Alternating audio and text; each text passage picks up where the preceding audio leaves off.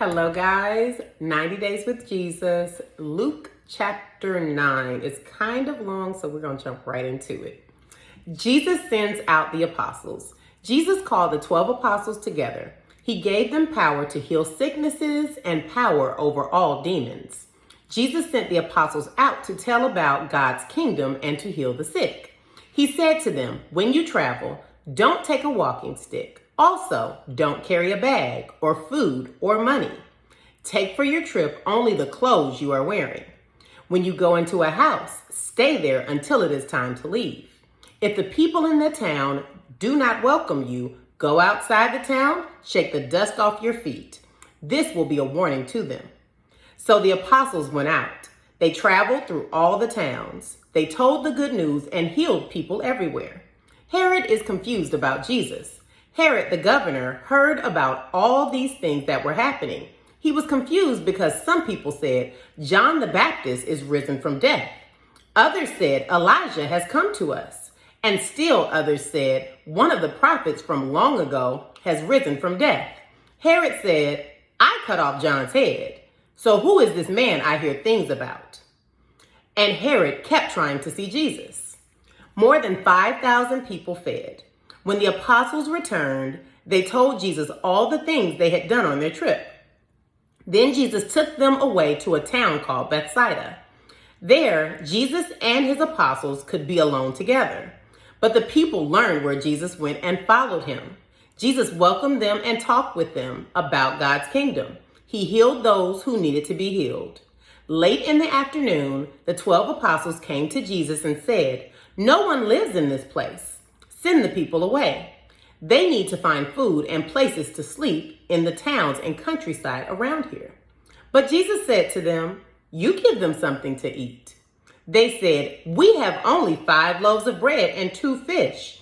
Do you want us to go buy food for all of these people?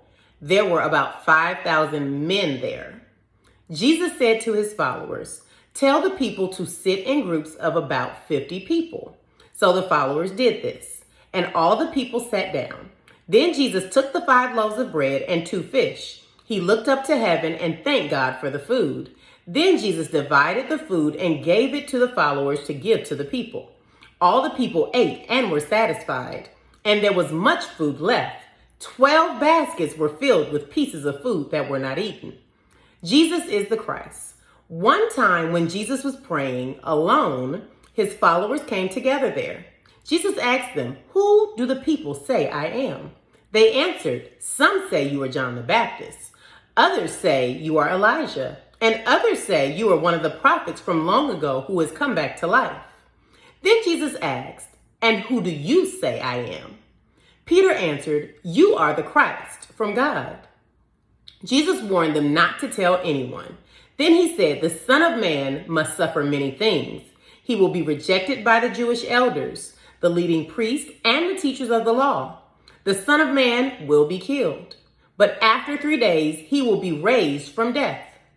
Jesus went on to say to all of them, if anyone wants to follow me, he must say no to the things he wants.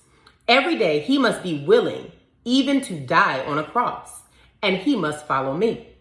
Whoever wants to save his life will lose it, and whoever gives his life for me will save it.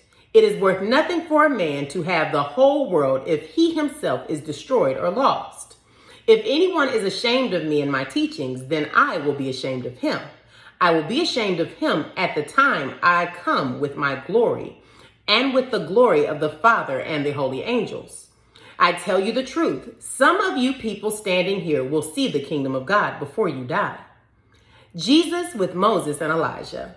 About 8 days after Jesus said these things, he took Peter, James, and John and went up on a mountain to pray. While Jesus was praying, his face was changed and his clothes became shining white.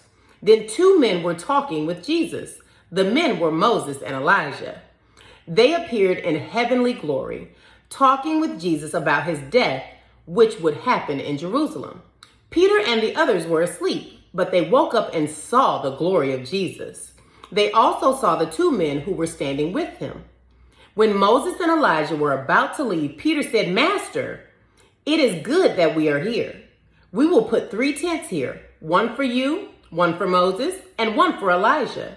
Peter did not know what he was saying. While Peter was saying these things, a cloud came down all around them. Peter, James, and John became afraid when the cloud covered them. A voice came from the cloud. The voice said, "This is my son. He is the one I have chosen. Obey him." When the voice finished speaking, only Jesus was there. Peter, James, and John said nothing. At that time, they told no one about what they had seen. Jesus heals a sick boy. The next day, Jesus, Peter, James, and John came down from the mountain. A large crowd met Jesus. A man in the crowd shouted to Jesus, "Teacher, please come and look at my son. He is the only child I have.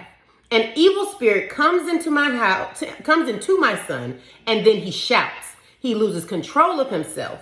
He foams at the mouth. The evil spirit keeps on hurting him and almost never leaves him. I beg your followers to make the evil spirit leave my son," but they could not do it. Jesus answered, "You people live now and have no faith.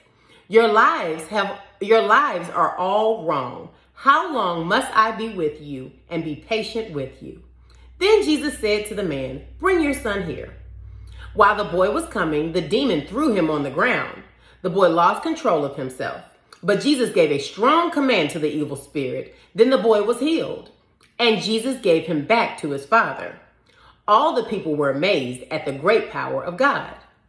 Jesus talks about his death. The people were all wondering about the things Jesus did, but he said to his followers, "Don't forget these things I tell you now. The Son of Man will be handed over into the control of men." But the followers did not understand what Jesus meant. The meaning was hidden from them so that they could not understand it, but they were afraid to ask Jesus about what he said.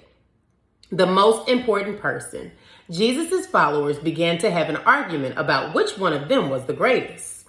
Jesus knew what they were thinking, so he took a little child and stood the child beside him. Then Jesus said, "If anyone accepts a little child like this in my name, then he accepts me. And when he accepts me, he accepts the one who sent me. He who is least among you all, he is the greatest. Anyone not against us is for us." John answered, "Master, we saw someone using your name to force demons out of people. We told him to stop because he does not belong to our group." Jesus said to him, "Don't stop him. If a person is not against you, then he is for you." A Samaritan town. The time was coming near when Jesus would leave and be taken to heaven. He was determined to go to Jerusalem and sent some men ahead of him. The men went into the town of Samaria to make everything ready for Jesus. But the people there would not welcome him because he was going toward Jerusalem. James and John, the followers of Jesus, saw this. They said, "Lord, do you want us to call fire down from heaven and destroy those people?" But Jesus turned and scolded them. And Jesus said, "You don't know what kind of spirit you belong to. The Son of Man did not come to destroy the souls of men, but to save them." Then he and his followers went to another town. Following Jesus, they were all going along the road. Someone said to Jesus, "I will follow you any place you go." Jesus answered, "The foxes have holes to live in, the birds have nests to live in, but the Son of Man has no place to rest his head." Jesus said to another man, "Follow me." But the man said, "Lord, first let me go and bury my father." But Jesus said to him, "Let the people who are dead bury their own dead. You must go and tell about the kingdom of God." Another man said, "I will follow you, Lord, but first let me go and say goodbye to my family." Jesus said, "Anyone who begins to plow a field but keeps looking back is of no use in the kingdom of God. God has use of you. God has need of you. He wants to use you. He wants to use you to build the kingdom. So go back, read the chapter again. It's a little long, but there were a lot of good nuggets in there. We'll see you back for Luke chapter 10.